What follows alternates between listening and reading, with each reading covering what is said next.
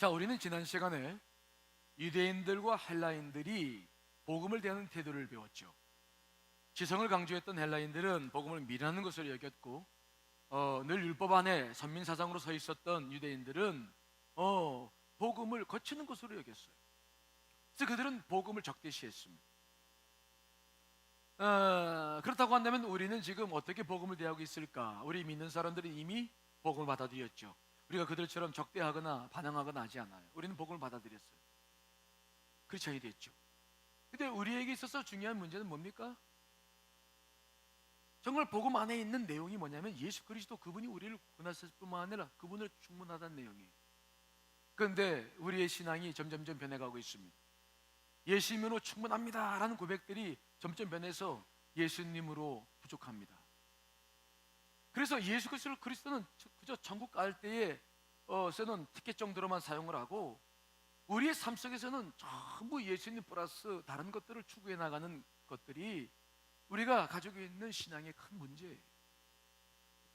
그래서 신앙인들의 신앙이 약화되고 있고 목숨을 걸고 복음을 지켜나가지 못하죠. 사회는 자꾸 악해져 가고 유혹이 많아지면서, 그래서 우리는 자꾸 무너져가는 크리스찬들이 많아지는 것을 바라보고 있습니다. 정말 이 문제는 작은 문제가 아닙니다. 우리가 로마서를 통해서 복음으로 충분합니다, 예수님으로 충분합니다, 이 고백을 다시 우리가 회복할 수 있어야 될 거예요. 아마 그렇게 되리라 생각합니다만은 이것처럼 중요한 위기가 없습니다. 이단도 그렇고 수많은 위기가 와 있지만 우리 내적인 위기가 더 큰 위기예요. 여러분들이 무너진다는 것은 심각한 문제가 아닐 수가 없는 거예요. 예수님으로 정말 충분합니다 라는 고백이 나올 때까지 빨리 우리가 이 복음의 맏을 들고 물이 들어서 정말 오늘 이 사도 바울과 같은 고백을 우리가 해야 됩니다. 사도 바울은 유대인들과 헬레인들로도 핍박받아서 목숨을 내어 놓을 수 있을 만큼 그 어려운 상황 속에서도 그는 복음을 부끄러워하지 않았어요. 오히려 그들에게 복음을 증거하려고 자기 목숨을 내놓고 로마로 향하고자 했던 것을 우리는 보고 있습니다. 정말 사도 바울에 비하면 우리의 믿음이 얼마나 연약한가, 우리가 정말 죄송할 수밖에 없는 거 아니겠습니까?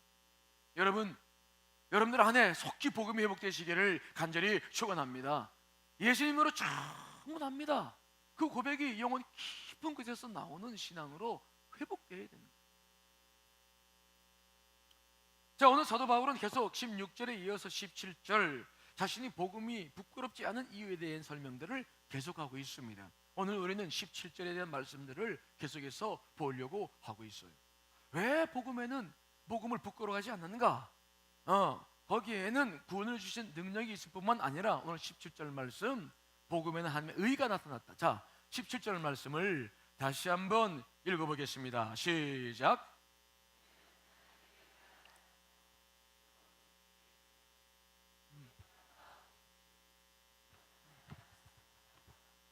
아멘. 오늘 이 로마서 1장 17절은 우리 개신교 교회에게는 굉장히 중요한 말씀이죠. 왜냐하면 루터가 이 말씀 붙잡고 종교개혁을 일으켰기 때문이죠. 이 속에 모든 기독교 진리가 다 담겨 있다고는 보고 있었어요. 그래서 이 말씀을 붙잡고 그는 목숨을 내놓고 종교개혁에 뛰어들었어요. 그리고 이제 500년이 흐른 상황을 우리가 지금 맞이하고 있죠. 이 말씀은 굉장히 중요한 말씀입니다. 하지만 오늘 이 말씀을 다 설명할 수는 없겠지만 중요한 말씀을 여러분과 함께 오늘 나눠보겠습니다.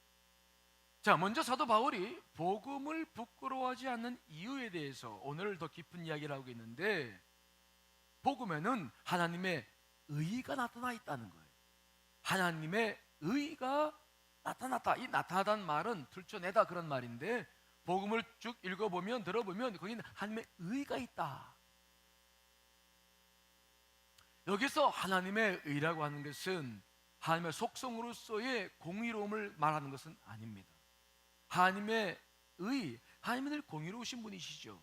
그래서 그가 하시는 모든 일에는 분명히 의가 드러나 있습니다.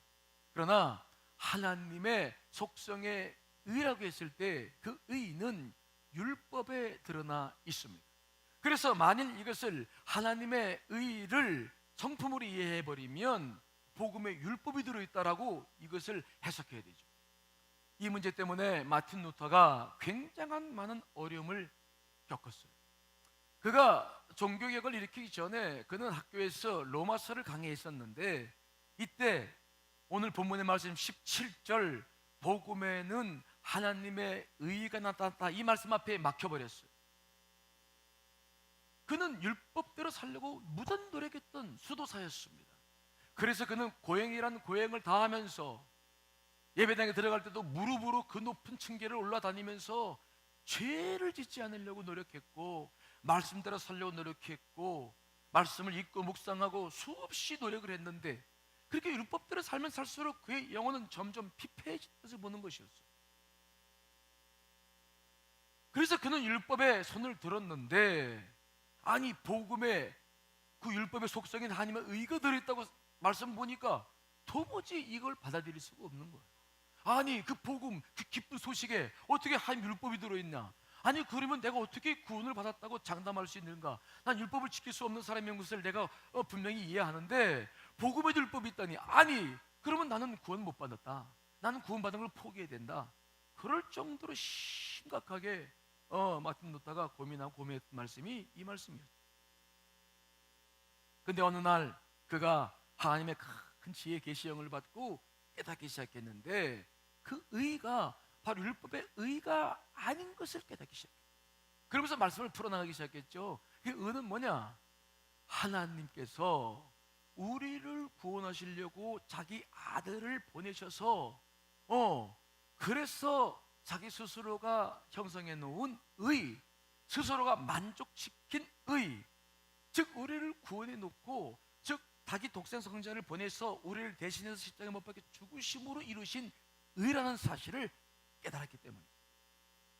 그래서 이 복음에 나타난 의라고 하는 것은 하나님께서 우리 인간을 구원하시기 위한 사랑의 의, 자기 아들을 희생시켜서 얻은 의가 바로 이 복음에 나타난 의라는 것을 깨닫고 드디어 말씀을 풀어나가기 시작했죠. 자, 고린도후서 5장 21절 말씀을 읽어볼까요? 5장 21절 있습니다. 시작.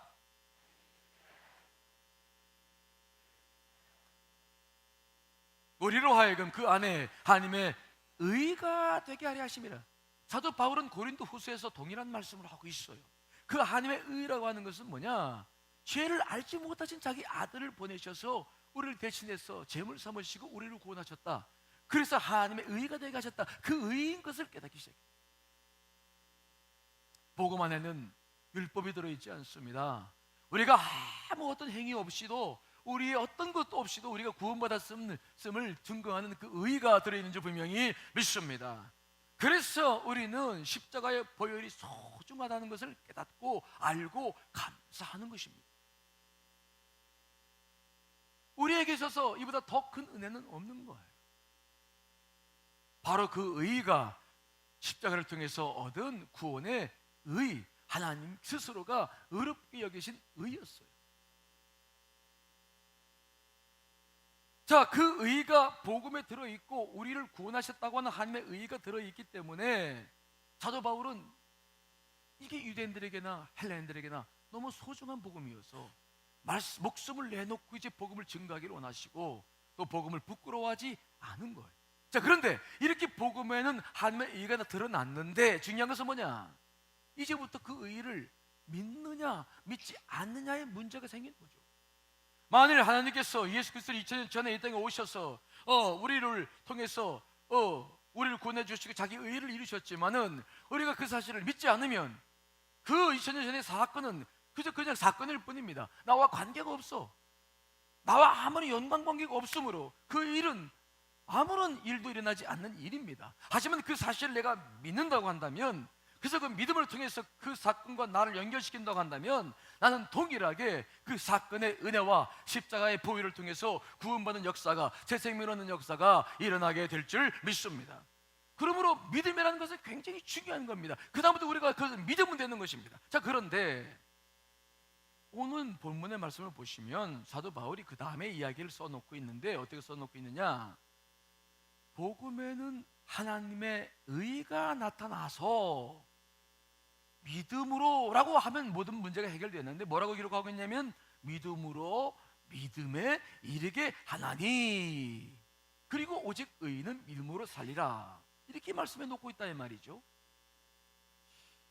그러면 아니 믿음으로 산다고 그냥 믿음에 이른다, 그냥 믿으면 된다라고 쓰면 될 텐데 왜 믿음으로 믿음에 이르게 하나니라고 기록하고 있을까? 여기에 아주 중요한 복음 전체를 드러내는 믿음과 관련된 중요한 내용들이 이 안에 숨어 있어요. 그래서 우리는 이 17절 말씀을 이해할 때 그 어떤 말씀보다도 믿음으로 믿음에 이르게 한다, 이 말의 의미가 무엇인지를 해석하는 것이 중요한 것입니다. 이것이 여러분들의 믿음을 세울 때도 대단히 중요한 문제예요.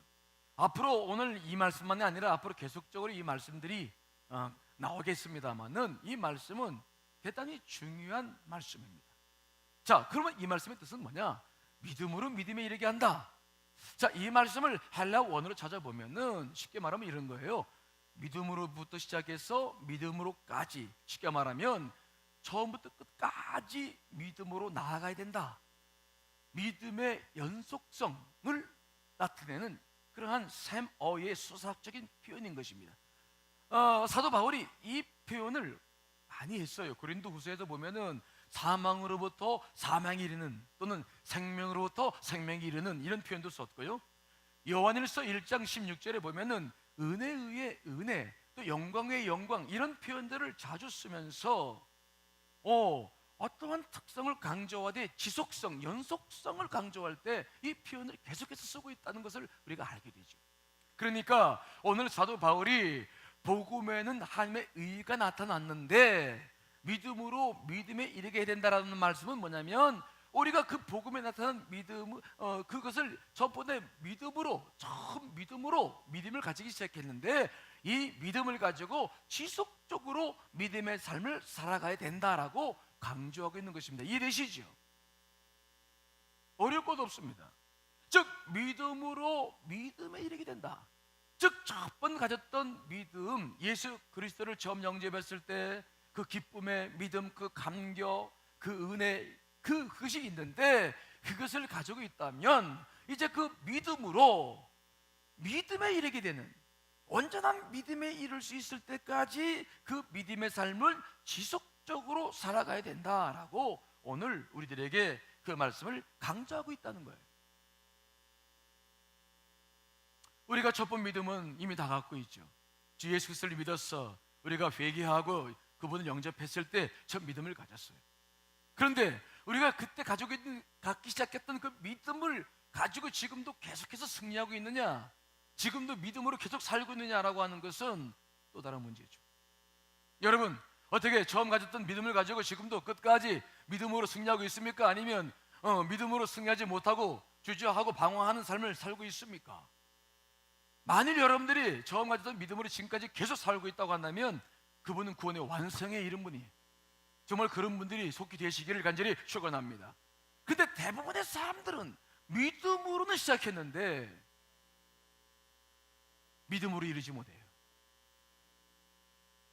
믿음으로 출발을 했는데 우리의 삶은 믿음으로 살지 못하는 경우들이 많은 거죠. 자, 그렇다고 한다면 우리에게는 어떤 문제가 있는 것일까? 왜 처음에는 십자가의 보혈을 믿고 구원받았다고 감사하면서 살아가는데 왜 우리들의 삶 속에서 여러 가지 여건과 상황 속에서 어려움을 만나기 시작하면 믿음으로 살지 못하고 우리가 믿음을 저버리거나 아니면 형식적인 믿음을 갖게 되는 것일까라고 하는 문제가 오늘 저와 여러분들이 고민해야 될 중요한 문제입니다.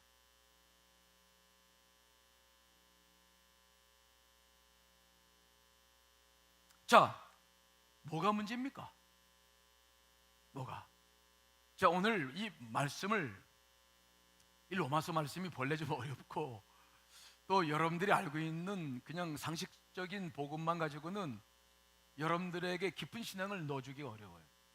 그래서 이제 말씀을 좀 깊이 이제 들어가기 때문에 좀 여러분들이 저를 더 자세히 쳐다봐야 돼. 목사님 휴가 갔다 오는데 얼굴이 좀 탔구나, 잘 놀았구나, 어떻게 지냈나. 자, 저를 좀 보세요. 왜 많은 사람들이 믿음으로 출발했으나 믿음을 완성하지 못하는 것입니까?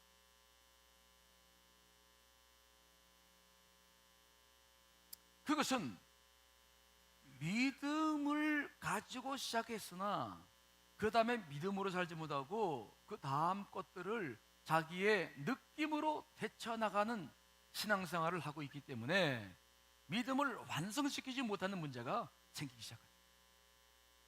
즉 믿음을 처음에 가질 때 생기는 감정이 있는데 그 내가 가지들 믿음과 그 감정이 생겼을 때에 내가 믿음을 계속 취해야 되는데 우리는 감정을 계속 취해 나가는 신앙의 연약성을 계속해서 가지고 있다는 거예요. 그래서 우리는 믿음이 자꾸 어려워져요. 자, 대부분의 그리스도인들은 영적인 어려움을 경험하는데 이런 어려움을 겪어요. 어느 때는 영적인 느낌이 너무 메마르고 막 거칠어요. 때로는 기쁨으로 충만해지고 열정으로 막 넘치게 되어 있다가 어느 날은 갑자기 막 싸늘해져 가서 내가 어떤 것도 못 느껴. 어느 날은 깊은 터널을 걸어가는 것 같고 메마르고 막막한데 또 어느 날 갑자기 막 높은 산불이 올라가가지고 야호! 소리 지르는 것처럼 막 기쁘고 너무 좋아서 은혜 받아서 할렐루야! 그리고 막 살아요. 그렇죠? 그러다가 또 어느 날 보면은 쑥 들어가 있어. 가보면은 또 구원을 받았는지 믿음을 갖고 있는 건지 모를 정도로 더 풀어져서 그냥 어쩔 줄을 모르고 신앙생활을 하는 것들이 우리 안에 계속해서 반복되는 거예요. 우리는 일생 동안 신앙의 기쁨을 가지고 살고 싶지만은 내 속에서 샘솟듯 기쁨이 솟아나서 살고 싶지만은 그러나 그런 기대가 여지없이 무너집니다. 좀 마음이 편안하고 기쁘다 싶으면 언제 그러냐는 듯이 갑자기 마음이 무너지고 힘들어서 살 소망이 없어 보입니다. 그러다가 또 기쁨이 생겨요.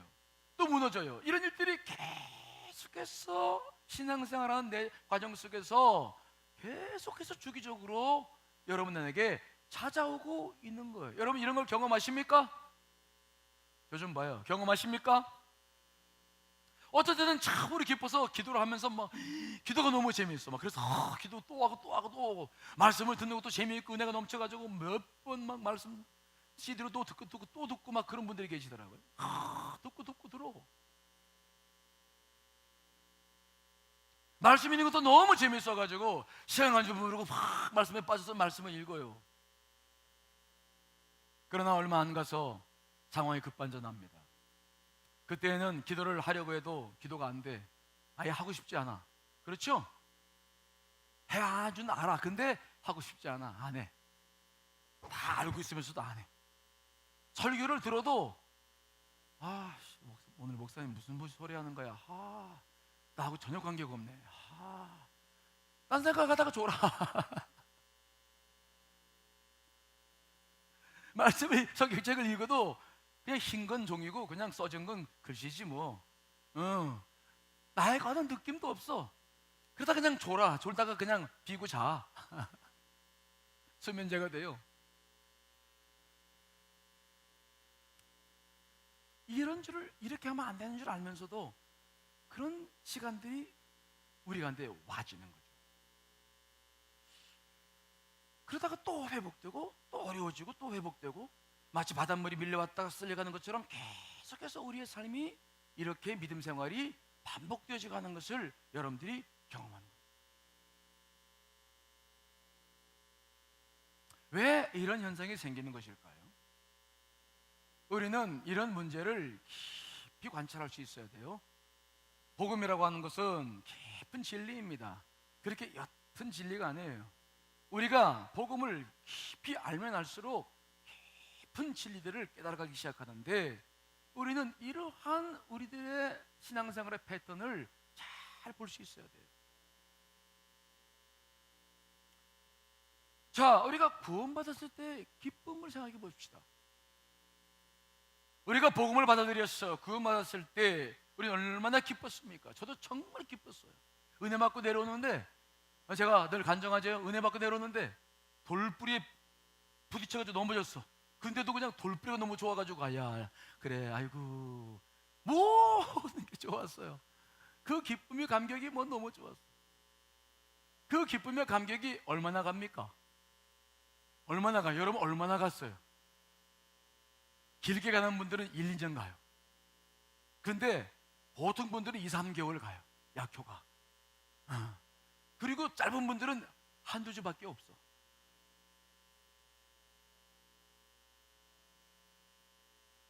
그래서 그 기쁨의 감격을 잃어버리고 교회에 와서 예배를 드리면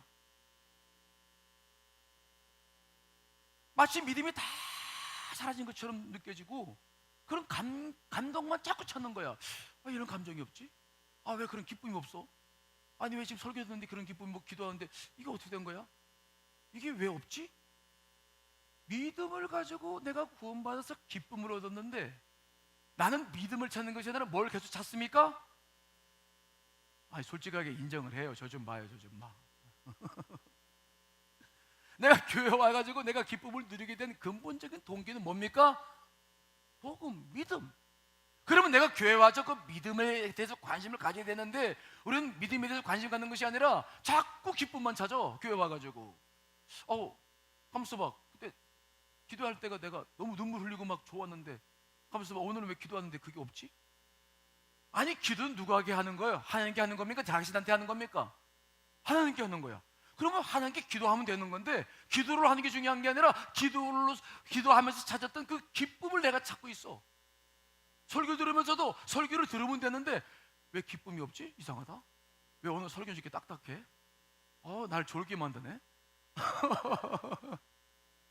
설교의 내용에 관심이 있는 것이 아니라 거기서부터 얻는 느낌에 관심이 있는 거야. 예배를 드리면서 찬양을 하면서도 찬양을 하면 내가 주 옆에 찬양을 올리는 거니까 찬양을 하면 되는 건데 찬양을 하는 것이 아니라 찬양의 기쁨을 내가 찾으려고 그래. 오늘 왜 기쁨이 없지? 오늘 찬양 전사님이 좀 그러네. 왜 그러지? 아니, 찬양 선생님 어때서? 찬양 오늘도 은혜스러운데.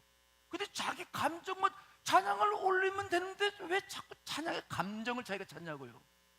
나도 모르게 자꾸 우리는 신앙생활을 하면서 처음에 받았던 은혜, 그 믿음을 가지고 내가 구원받았고 예수님이 구원받았는데 그저 찾지 않고 자꾸 와가지고는 뭘 찾냐면 기쁨을 찾아, 느낌을 찾아, 감정을 찾아. 그래서 자꾸 우리는 뭐에 쇠뇌되기 시작하냐면 믿음에 깊어지는 것이 아니라 자꾸 감정에 자기 스스로를 쇠뇌시켜 나가는 것을 우리가 바라봐요. 여러분 그렇습니까? 그렇지 않습니까? 대답하기도 싫죠? 그런데 이러한 우리의 생활에도 어떤 원칙들이 있어요. 어떤 원칙이 있느냐면 우리가 받았던 기쁨은 처음에는 크다가 점점 작아지고 메마름의 시기는 처음에는 작다가 점점 커져간다는 거예요. 기쁨의 정도는 갈수록 약해지고 기쁨의 시간도 갈수록 짧아집니다. 그런데 메마름의 정도는 갈수록 심해지고 오래 지속된다는 거예요. 처음에는 메마름이 3, 4일밖에 가지 않았는데 그러다 회복되는데 두 번째 메마름에는 일주일이 가고 세 번째 메마름에는 한 달이 가고 네 번째는 몇 개월씩 이게 지속되는 거예요. 그 문제를 처리하지 못하면 그래서 계속해서 우리는 메마름의 긴 시간 속에 빠져버려요. 그러면서도 자기 스스로가 어떻게 느끼냐면은 왜 그런지를 생각지 못하고 나는 믿음이 없는가 봐. 난 하나님께서 나를 포기하셨는가 봐. 난 구원을 잃어버렸는가 봐. 난 죄 때문에 실패하는 것 같아. 그렇게 스스로를 자책해요.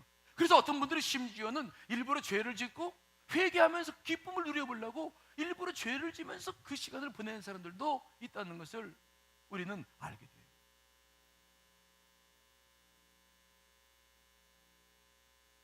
자, 우리가 이러한 신앙생활을 하면서 분명하게 생각해야 될 주제가 있는데 그래서 뭡니까? 우리가 무엇을 기준으로 자기의 신앙생활을 판단하고 있는지를 보자는 거예요. 여러분들의 신앙생활을 판단하는 것이 주의 말씀에 있습니까? 아니면 여러분들의 감정에 있습니까? 기쁜 느낌이 있으면 영적으로 내가 잘하는 것이고 기쁜 느낌이 없이 메마른 느낌이 오면 영적으로 내가 후퇴하는 것입니까? 어떻게 성경에 보면은 다 그런 말씀이 써 있어요. 너 기분이 좋으면 믿음이 좋은 것이고 기분이 나쁘면 믿음이 나쁜 것이다. 그런 말씀 써 있어요.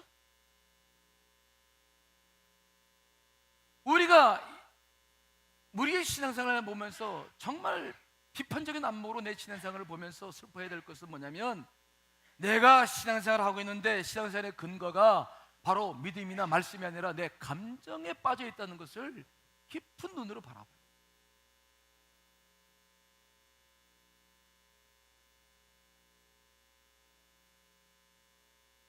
여러분 과연 그것이 옳은 기준입니까? 자, 예를 들어 봅시다. 내가 핸드폰을 가지고 있는데 택시를 타고 오다가 놓고 내렸어요. 잊어버렸어. 갑자기 마음이 우울해졌어. 그런데 택시 기사님이 너무 좋아가지고 그 핸드폰을 갖다 줬어요. 찾았어. 그러면 찾았을 때 뭐가 일어납니까? 기쁨이 일어나죠. 그렇죠? 근데 그 핸드폰을 또 며칠 쓰다 보면은 핸드폰에 대한 기쁨이 있습니까? 없습니까? 없어. 그냥 여다 놨다가 저기 놨다가 그냥 아무 감각 없이 살아. 그러면 핸드폰에 대한 기쁨이 없다고 핸드폰이 여러분 소중히 없는 겁니까? 있는 겁니까? 기쁨이 있건 없건 여러분 안에 핸드폰은 여전히 있어요. 그렇죠? 아, 대답 좀 크게 해봐요.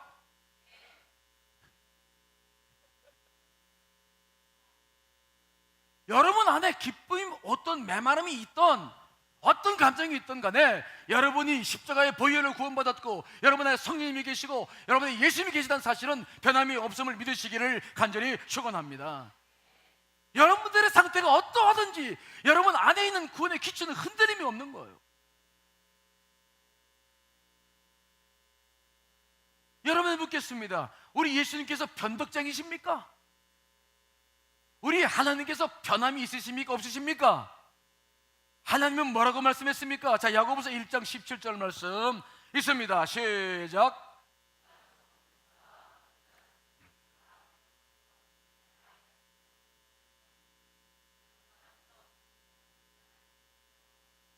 우리 하나님께서는 변함이 없으시는데 회전해도 그림자도 없으신 분이죠. 우리는 서면 그림자가 늘 있잖아. 어떤 일을 할 때 못 보고 지나간 때이 너무 많아. 근데 하나님은 그런 분이 아니시오. 회전하는 그림자도 없으신 분이십니다. 그런데 그 하나님께서 우리가 기뻐할 때는 생명을 주셨다가 우리가 기쁨을 또 사라져버리면 우리 영생을 거둬가 버리십니까? 여러분들이 기뻐하면 믿음을 생겨주셨다가 기뻐하지 않으면 믿음을 그냥 거둬가 버리시냐고요. 여러분들의 감정에 따라서 그 믿음이 있다 있고 없고 생명이 있고 없고가 결정되는 것입니까? 여러분들의 감정에 따라서 모든 것들이 영원한 생명이 결정되는 것입니까? 아니지 않습니까? 내가 어떤 느낌이 있다 하든 어떤 감정 속에 있다 할지라도 내가 구원받고 내가 은혜 받고 내가 영원한 생명을 누리는 것은 변함이 없음을 믿으시기를 간절히 축원합니다. 절대로 사라지지 않는 구원의 역사 아닙니까? 어느 아이가 하늘에서 비가 오는 것을 보고 아버지에게 물었어요. 아빠, 해가 어디 있어요? 찾아봐라. 그랬더니 의자 놓고 해가 안 보여. 옥상 올라가 쳐다봐. 해가 안 보여. 해가 없는 거예요? 구름에 가려지는 거죠. 다만 잠시 검은 구름에 가려졌을 뿐이죠. 우리 영적 시험도 이런 거 아니겠습니까? 우리가 믿는 하나님께 변화가 있는 것이 아니라 우리의 느낌이 변화돼 가는 거예요. 하늘의 해가 변한 것이 아니라 구름이 해를 가렸을 뿐입니다. 만일 그리스도인이 자신의 느낌 안에서 생활한다면, 계속 생활한다면 그는 하늘에서, 그의 하늘에는 항상 변화가 많고 늘 구름과 안개가 덮일 거예요. 만일 그러나 믿음으로 산다면은 그는 어떠한 하늘 속에서도 변함없이 해가 있음을 믿고 살아갈 것입니다.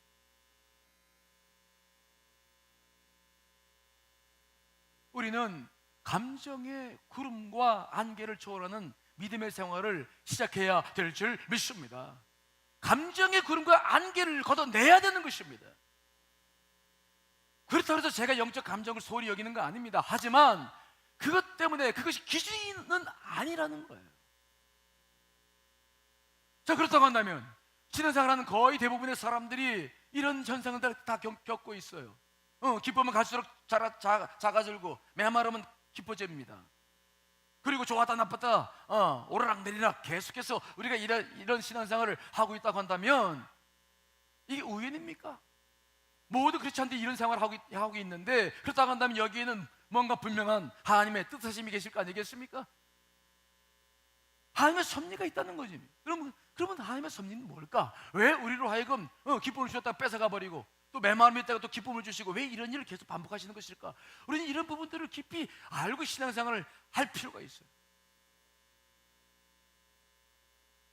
첫째, 우리에게 이러한 은혜를 주시는 것은, 이런 일을 경험하여 하시는 것은 뭐냐면 자기 중심성에서 벗어나게 하기 위함인 줄 분명히 믿습니다. 자, 우리에게 이런 영적 생활을 허락하시는 이유가 뭡니까? 계속해서 우리가 자기도 모르게 계속 예배를 드리면서도 예배가 자기 중심이야. 자기 은혜를 받으면 예배가 오늘 좋았어. 오늘 예배 좋았어. 여러분, 예배를 여러분께 드리는 겁니까? 하나님께 드리는 겁니까? 예배는? 대답 좀 해봐요. 그러면 예배가 하나님께 드린다고 한다면은 그 예배를 평가하시는 분은 여러분입니까? 하나님이십니까? 하나님이 평가하시는 거잖아요. 그런데 우리는 예배를 드리면서 좋았다 나빴다 뭘 가지고 평가하는데? 자기 기준, 자기 느낌. 자기 느낌이라고 하는 게 이게 고정된 겁니까? 이게 객관적 기준입니까? 사람마다 다 다르잖아요. 그러면서도 불구하고 자기도 모르게 그 느낌을 가지고 모든 걸 평가한다고 한다면, 그렇게 신앙생활을 계속한다고 한다면 그분이 10년, 20년, 30년 넘어서 과연 그 신앙 안에는 어떤 신앙이 형성될까? 그 누구도 부술 수 없는 자기 중심적인 신앙생활이 딱 고정시켜버리는, 고집적인 신앙이 딱 생기는 것. 자기가 기준이야, 자기 느낌이. 그래서 예배고 기도고 설교고 뭐고 다 자기가 마음에 와 닿지 않으면 다 나쁜 거야, 다 잘못됐어, 그럼 부실한 거야. 기도를 할 때도 마찬가지 아닙니까? 기도는 누구한테 하는 겁니까? 여러분들이 사람에게 합니까? 하나님께 합니까? 하나님께 합니다. 그럼 우리가 하나님께 기도를 해. 그런데 우리는 기도하다가도 눈물이 막 쏟아지거나 막 기쁜 감정이 있거나 그래야 이 기도가 응답됐다고 생각하지, 그런 감정이 없으면 메마르게 기도한 것은 응답됐다고 생각하지 않아. 그렇죠?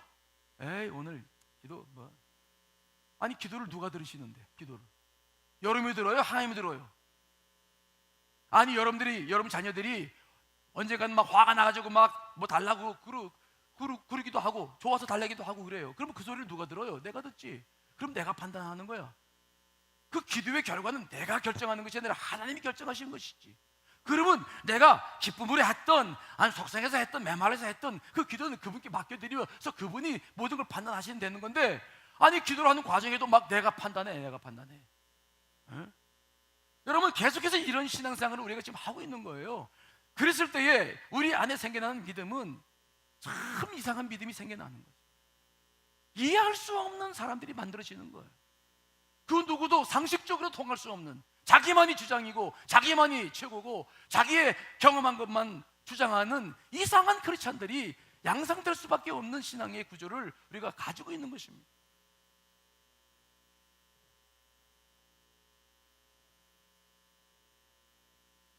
그래서 하나님께서 기쁨을 잠깐 주셨다가 뺏어가시는 거예요. 그래서 우리가 이 기쁨이 있을 때만 주님을 믿고 주님과 교제하는 것이 아니라, 기쁨이 없을 때도 그분을 여전히 나는 섬기고 있고 그분께 여전히 예배하고 있고 그분께 여전히 나아갈 수 있는 우리의 신앙이 되어서서 내 중심이 아니라 하나님의 영광을 위해서 신앙생활을 하는 우리의 신앙이 되기를 하나님께서 원하시고 계신다는 것을 믿으시기를 간절히 축원합니다.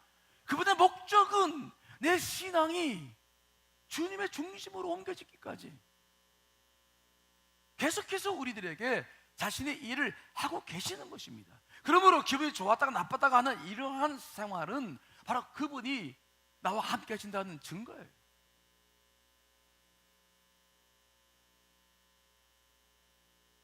기분 좋을 때만 성경 읽고 기도하고 예배하지 말고, 그렇지 않을 때도 그분이 여전히 내 안에 계십니다. 여전히 그분은 나를 구원해 주시고 나는 그 은혜 속에 있어요. 그러므로 감정의 노예가 되지 말고 그 감정을 뚫고 나아가는 믿음을 우리가 가져야 될 줄 믿습니다.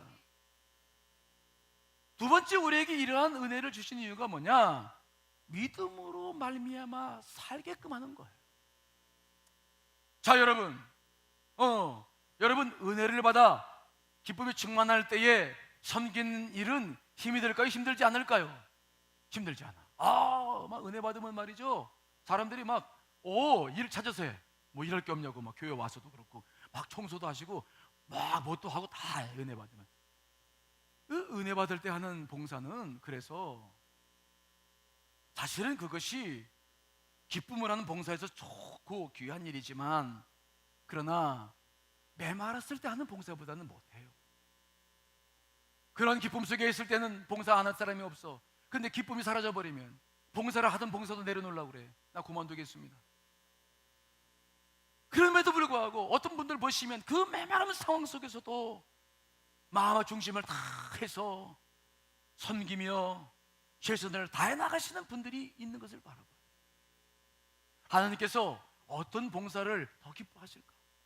어떤 신앙생활이 되기를 원하실까? 여러분, 사도 바울이 신앙생활을 했던 곳은 기쁨이 있을 만한 내적인 기쁨만 빼놓고는 사회적 전반이 복음을 믿는 사람도 별변 없었고, 복음을 증가하면 죽음을 당하는 순간이었고, 상황 전체가 암울했던 시대였어요. 그때도 사도 바울은 목숨을 내놓고 주 앞에 모든 일을 해왔는데, 그러니 우리의 신앙이 지금 얼마나 연약해져 있습니까? 무엇 때문에? 감정 때문에. 바울과 실라가 빌립보 지역을 전도할 때였습니다. 귀신들이 여자아이를 고쳐주었는데 그만 여자아이 주인, 점치던 그 주인이 그만 고발해서 관가에 끌려가서 죽도록 맞았죠. 밤새도록 맞고 옥에 갇혀서 차고에 이제 발 메이고 이제 쇠사슬 그러니 얼마나 마음이 편치 않았겠습니까?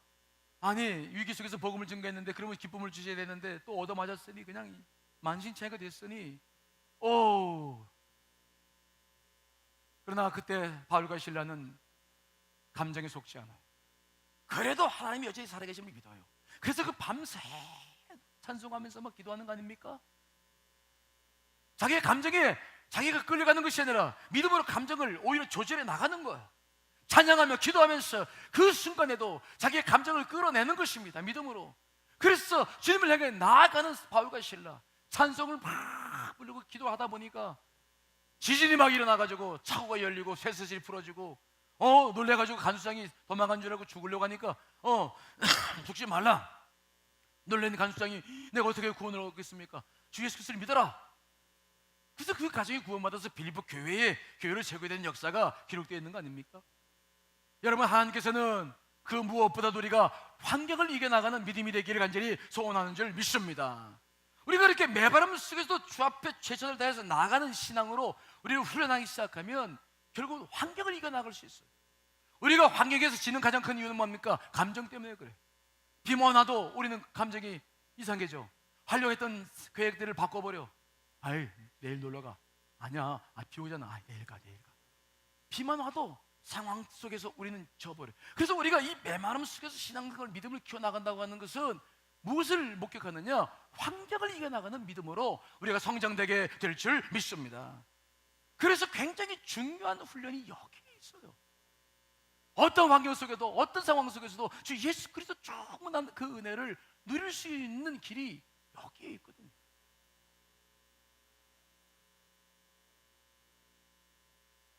여러분, 믿음을 따르셔야지 감정을 쫓지 않으시길 간절히 축원합니다. 말씀을 쫓아야지 그 말씀을 통해서 받는 그 감정을 쫓으면 안 됩니다. 기도를 해야지 기도를 할 때 느껴지는 감정을 쫓으면 안 된다는 거예요. 말씀을 제대로 들어야지 말씀을 들으면서 느껴지는 감정 때문에 감정을 쫓아 살기 시작하면 우리는 온전한 믿음의 생활을 할 수가 없어요.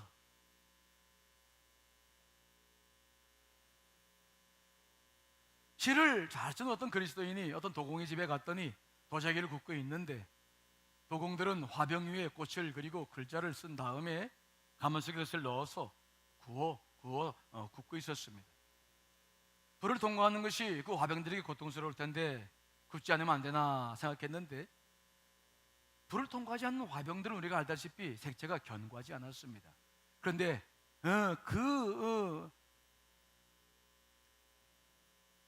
구워서 나온 도자기들은 어떤 것에도 흔들리지 않는 견고한 도자기가 되었다. 그래서 그가 그런 시를 썼던 것이 기록이 있어서 제가 지금 읽어드리려고 합니다. 주께서 내게 그려주신 꽃과 글, 그 색깔 아름답지만 손으로 만지고 물로 씻을 때 견디지 못하네.